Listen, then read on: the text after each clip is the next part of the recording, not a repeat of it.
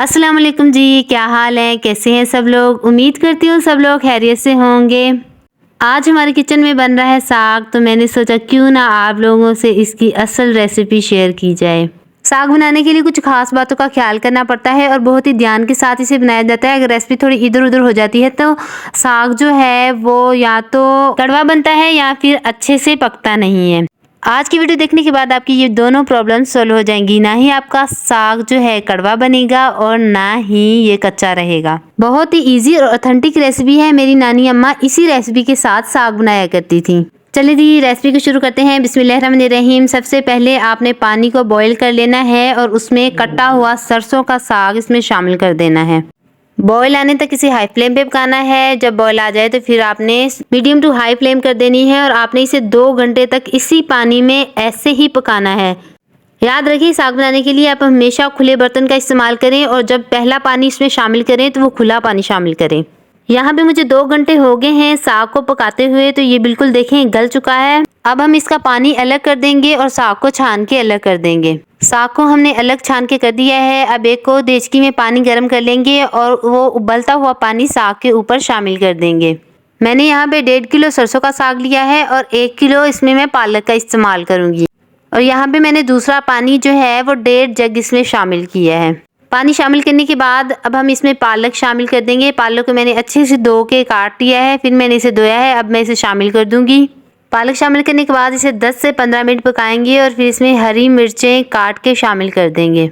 यहाँ पे 10 से 12 हरी मिर्चें मैंने काट के शामिल कर ली हुई हैं। साग एक हरी सब्जी है, इसमें नमक और मिर्च का इस्तेमाल ज़्यादा होता है। अब हमें मीडियम टू हाई फ्लेम पे पहले 1 घंटा इसे रखना है, फिर उसके बाद पानी के खुश्क होने तक स्लो टू मीडियम फ्लेम पे इसे पकाना है। बीच बीच में इसे चमचा हिला के चेक करते रहेंगे। तकरीबन पूरा 4 घंटे पकने के बाद साग हमारा बिल्कुल अभी तैयार है। अब हम इसे घोट लेंगे। आप इस तरह से लकड़ी का घोटना भी इस्तेमाल कर सकते हैं या बीटर का इस्तेमाल करके, तो बहुत जल्दी हो जाता है। हम यहाँ देसी तरीके से बना रहे हैं तो इसलिए हम लकड़ी के घोटने से ही इसे मैश करेंगे। 10 से 15 मिनट लगते हैं इसे अच्छे से मैश होने में। यहाँ पे देखिए 10 से 15 मिनट के बाद साग हमारा बिल्कुल अच्छे से तैयार है। बहुत से लोग इसे इस स्टेज पे फ्रीज़र में स्टोर करके रखते हैं और फिर तड़का लगा के इस्तेमाल करते हैं। तड़का लगाने के लिए सबसे पहले हम एक फ्राई पैन ले लेंगे, उसमें हस्बे ज़रूरत ऑयल शामिल करेंगे। यहाँ पे मैंने 1 पकाने का चम्मच ऑयल शामिल किया है। इसमें मैं बारीक कटी हुई प्याज शामिल करूँगी। प्याज को शामिल करने के बाद इसे गोल्डन फ्राई कर लेना है। प्याज को कच्चा नहीं रखना है, नहीं तो वो साग में अलग सा दिखाई देता है। उसके बाद लहसुन अदरक और हरी मिर्च को कूट के शामिल कर देंगे। ये 2 चम्मच मैंने शामिल किया है और इसे अच्छे से लहसुन और अदरक की खुशबू खत्म होने तक पका लेंगे। 3 मीडियम साइज के कटे हुए टमाटर शामिल करेंगे और टमाटर का छिलका अलग होने तक इसे पका लेंगे। कुछ लोगों को साग में टमाटर अच्छा नहीं लगता है, तो ये बिल्कुल ऑप्शनल है। आप इसकी जगह चावलों का घोल भी शामिल कर सकते हैं। टमाटर हमारा गल चुका है। अब यहाँ पे हरी लहसुन कटी हुई शामिल करेंगे। ये साग में बहुत अच्छा टेस्ट देती है, आपने ये लाजमी शामिल करनी है। लहसुन शामिल करने के बाद इसे 1 मिनट तक पकाएंगे और खुश्क मसाले शामिल कर देंगे। 1 चम्मच पिसी हुई लाल मिर्च शामिल करेंगे, आधा चम्मच भुना कुटा जीरा शामिल करेंगे, आधा चम्मच पिसा हुआ धनिया शामिल करेंगे, 1 चम्मच नमक का शामिल करेंगे और आधा चम्मच ही गरम मसाले का शामिल करेंगे।